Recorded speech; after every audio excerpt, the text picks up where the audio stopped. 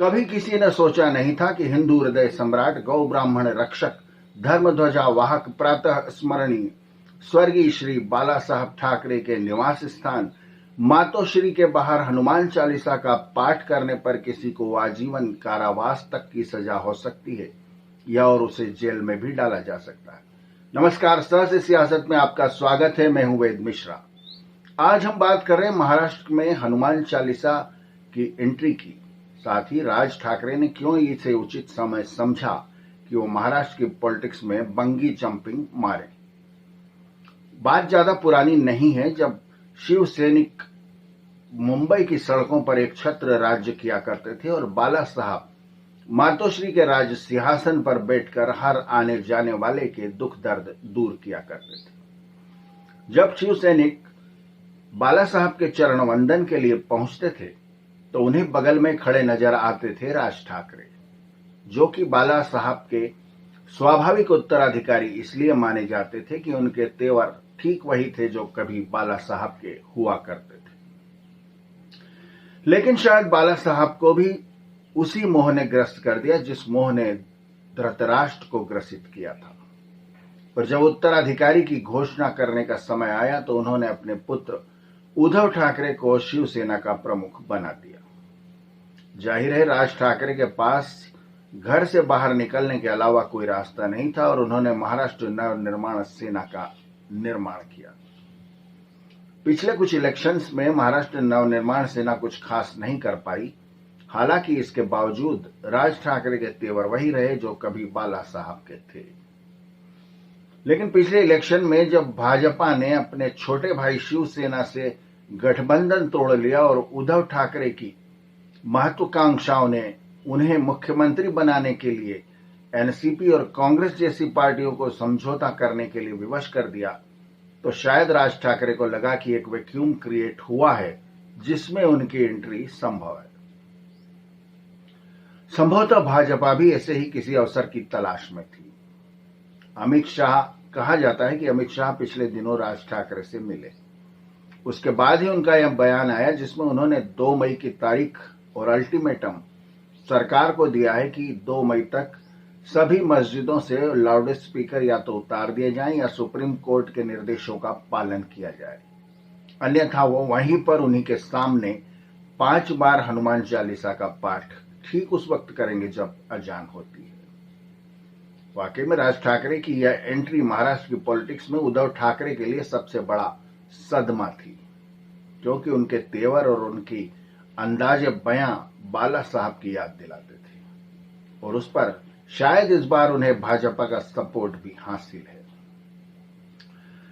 राज ठाकरे के हनुमान चालीसा का यह विवाद चल ही रहा था कि इतने में नवनीत राणा और उनके पति रवि राणा ने एंट्री मारी।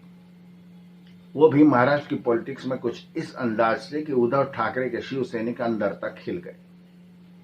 नवनीत राणा, जो कि निर्दलीय सांसद हैं अमरावती से और अमरावती शिवसेना का गढ़ है, वहां से आने वाले इन दोनों पति पत्नी विधायक और सांसद ने घोषणा की कि मातोश्री यानी कि उद्धव ठाकरे के निवास स्थान के सामने हनुमान चालीसा का पाठ किया जाएगा।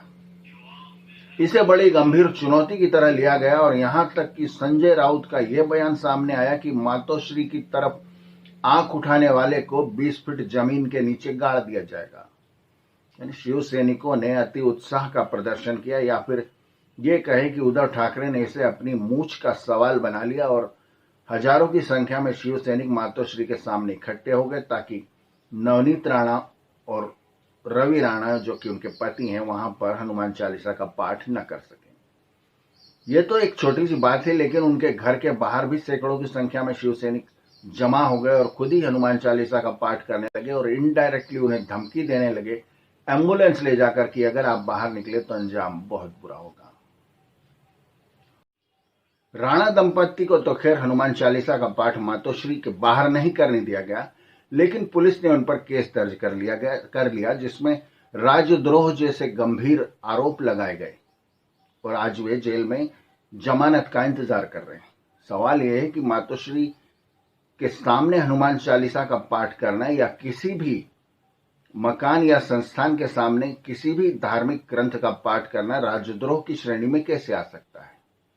इवन राष्ट्रपति भवन या प्रधानमंत्री निवास के सामने भी अगर आप गायत्री मंत्र का उच्चारण करते हैं या रामायण का पाठ करते हैं तो उसका राजद्रोह से क्या लेना देना।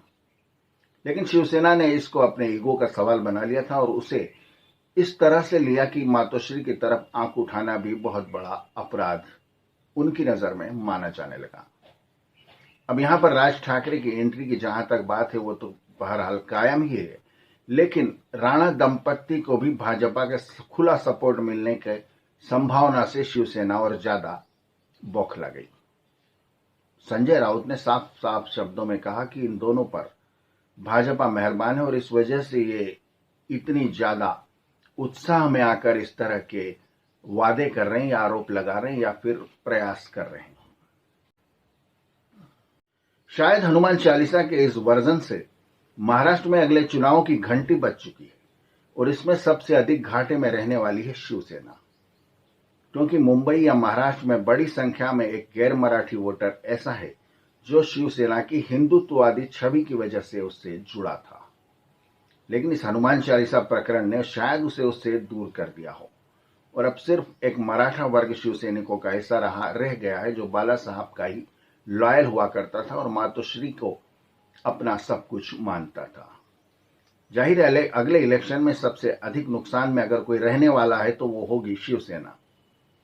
लगता है कि राज ठाकरे उनके विकल्प के रूप में सामने आ सकते हैं और शिवसैनिक भी बाला साहब की दहाड़ का म्याऊ वर्जन उद्धव ठाकरे की सूरत में कब तक बर्दाश्त करेंगे कहना मुश्किल है। से सियासत में आज इतना ही। वीडियो देखने का बहुत शुक्रिया। अगले अंक में फिर मुलाकात होगी। से सियासत को सब्सक्राइब करें ताकि जब भी नया वीडियो अपलोड हो तो आपको उसका नोटिफिकेशन मिल सके और आप उसे मिस न करें। पसंद आने पर अपने दोस्तों के साथ इसे शेयर करें। धन्यवाद। Thank you.